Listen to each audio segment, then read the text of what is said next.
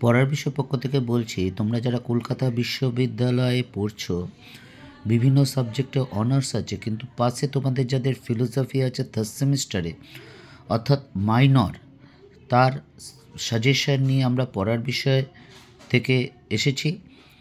এই প্রশ্নগুলো যদি তোমরা উত্তরটি আত্মস্থ করে মুখস্থ করো এবং লিখে প্র্যাকটিস করো, তাহলে কিন্তু অবশ্যই খুবই ভালো নাম্বার পাবে। আর এই কোশ্চেনগুলো অবশ্যই পড়ো, কারণ এই প্রশ্নগুলির মধ্য থেকেই কিন্তু তোমাদের যে মাইনর ফিলোসফি আছে থার্ড সেমিস্টারে যাদের, তাদের জন্য কিন্তু খুবই গুরুত্বপূর্ণ। তা চলো এই সাজেশনটা শুরু করার আগে আমরা একবার মার্কস ডিভিশনটা দেখে নিই। দেখো, ফিলোসফি যে মাইনর, তার মার্কস ডিভিশন যেরকম আছে সেটা হচ্ছে, তোমরা জানো 75 নম্বরের পরীক্ষা হবে, 15 নম্বরের 5খানা কোশ্চেন থাকবে, তার মধ্যে তোমাকে 2খানা লিখতে হবে, অর্থাৎ 30 নম্বর। 10 নম্বরের 5খানা কোশ্চেন থাকবে, 2খানা কোশ্চেন লিখতে হবে, অর্থাৎ 20 নম্বর।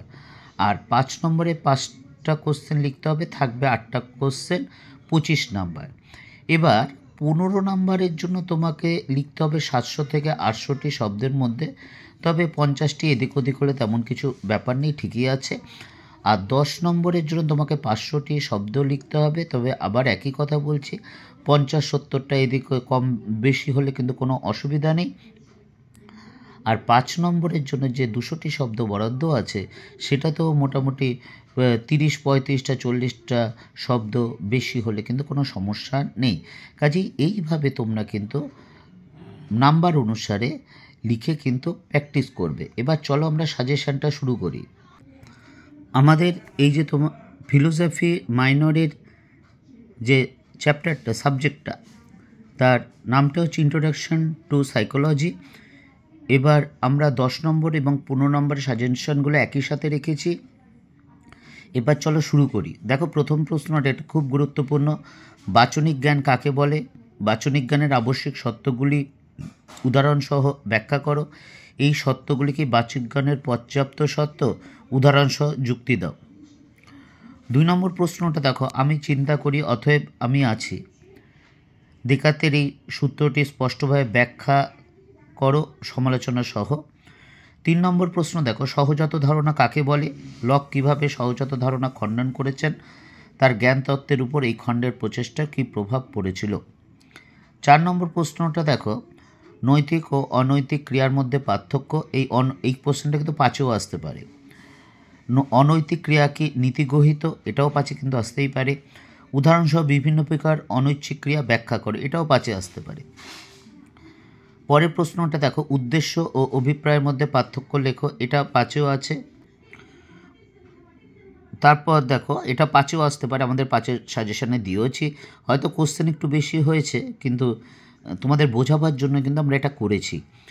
এই দুটির মধ্যে কোনটি নৈতিক বিচারের বিষয়বস্তু আলোচনা করো।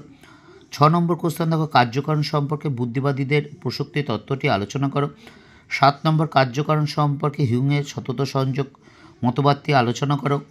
এই বুদ্ধিবাদীদের প্রসক্তি তত্ত্ব বা হিউমের সতত সংযোগ মতবাদ, এই দুটোর মধ্যে হয় 10 বা 15তে কিন্তু একটি অবশ্যই আসবে। 8 নম্বর প্রশ্নটা দেখো, জ্ঞানের উৎস সম্পর্কে কান্টের বিচারবাদ আলোচনা করো।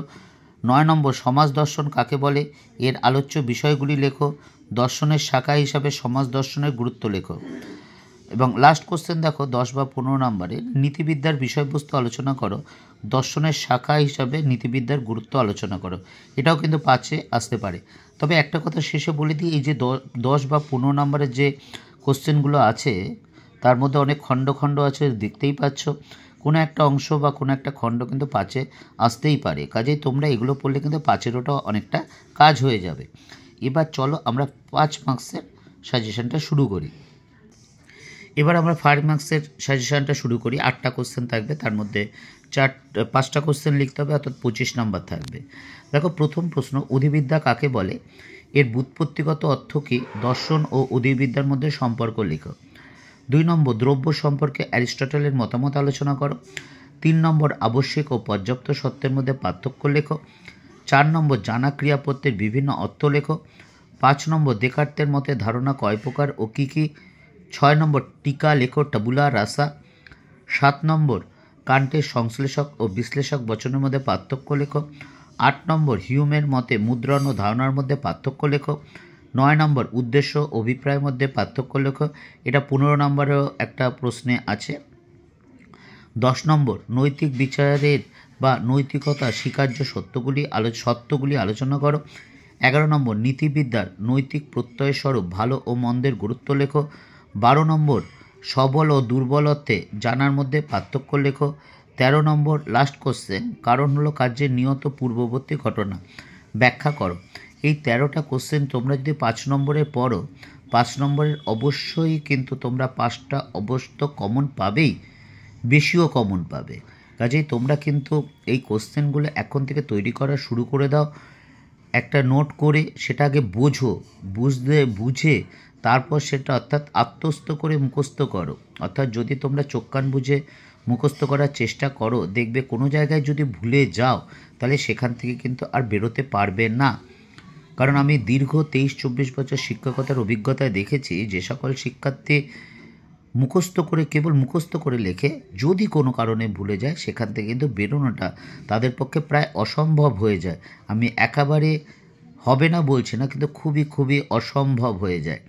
কাজেই কিন্তু কোনো শিক্ষার্থী যদি বুঝে পড়ে মুখস্থ করে তাহলে কিন্তু যে কোনো পরিস্থিতিতে যে কোনো লাইন ভুলে গেলে বা শব্দ ভুলে গেলে সে কিন্তু সেখান থেকে নির্দ্বিধায় বেরিয়ে আসতে পারবে। কাজেই যেটা আমরা বলি, সবাইকেই বলি আমরা শিক্ষকরা, যে আগে সেটাকে বোঝো, মুখস্থ করে না। মুখস্থ তো অবশ্যই কিছুটা কিছু করতেই হবে, আগে সেটা বুঝে আত্মস্থ করে তারপর সেটা কনসেপশন হয়ে গেল, কনসেপশন নিয়ে কিন্তু সেটা পড়ো, নিজেই মুখস্থ হয়ে যাবে, নিজের থেকেই লিখতে পারবে। কারণ কোনো নোট, সব নোটই ভালো, তুমিও যেই নোটটা করবে সেইটাও খুব ভালো হবে। কাজেই এইভাবে পড়াশোনা করো, তাহলে দেখবে তোমার রেজাল্ট কিন্তু খুবই ভালো হবে এবং ভবিষ্যতে কিন্তু এর ফলটা বুঝতে পারবে। পড়া বিষয় পক্ষ থেকে এতটুকুই। অগ্রিম শুভেচ্ছা রইল। শুধু তোমাদের এই মাইনর পেপার নয়, সব অনার্স পেপার, সব প্রত্যেকটা পেপার খুবই ভালো হোক।